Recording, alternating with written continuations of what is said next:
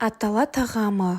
Бұл тағамның емдік қасиеті өте көп. Жаңадан туған жас аналарға өте пайдалы тағам. Бұл тағамның басқаша атауы быламық деп те аталады. Қазақ халқы быламықты, яғни аталаны жаңа босанған әйелдерге арнап жасайтын болған. Оның құрамындағы тары мен бидай жас босанған ағзаның тез қалпына келуіне көмектеседі, гемоглобинді арттырады. Бұл тағамда кальций өте көп деп есептелінеді. Быламық ішкен жас ана тез қалпына келетін болған. Аталаны ішкен жас ана баласын емізгенде сәбилердің де ішінің шаншуы көп болмайды екен. Сондай-ақ атала іш қатқанға жақсы көмектеседі, белді тез қатайтады, емізулі аналардың сүтін қоюлатады, шілде терді шығарады, іштегі қандардан тазартады, буын ауруларына жақсы, ішектердің суығын алады.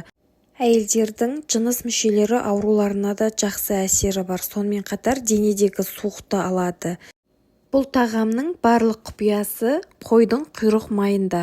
Сол үшін құйрық майды кәдімгі сары майға ауыстырудың қажеті жоқ. Олай болған жағдайда бұл тағамның пайдасы көп болмай қалады. Атала тағамын сондай-ақ өзбек, қырғыз және тәжік халқы да істеп ішеді екен.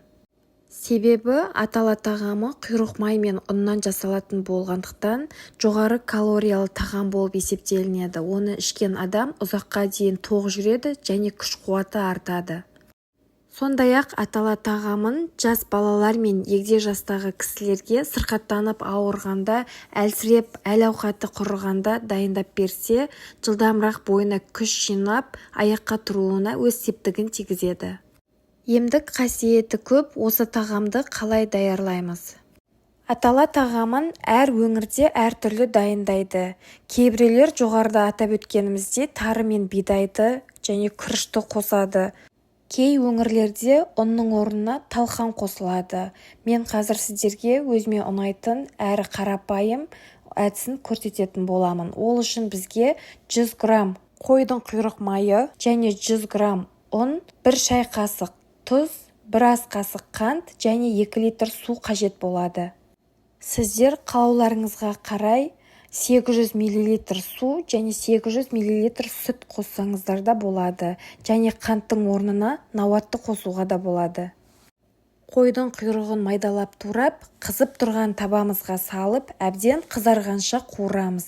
Жақсылап қызарғаннан кейін шұжығын бөлек алып тастаймыз, және түбінде қалған майға 100 грамм ұнымызды салып, екеуін ұн қызарғанша үздіксіз араластыра отырып қуырамыз. Ұны сарғайып қызарғаннан кейін үстіне 2 литр суымызды құямыз.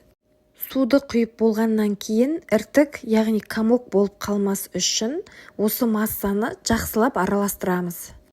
Бізде қаймақ секілді сұйық әрі біркелкі масса шығуы тиіс. Оның үстіне 1 шай қасық тұзымыз бен 1 ас қасық қантымызды салып, жақсылап араластырып, қайнауға қоямыз.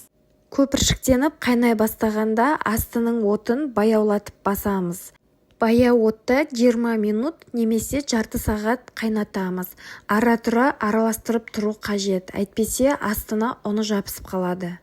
20 минуттан кейін астының отын өшіріп суытуға қоямыз. Сонымен атала тағамымыз дайын.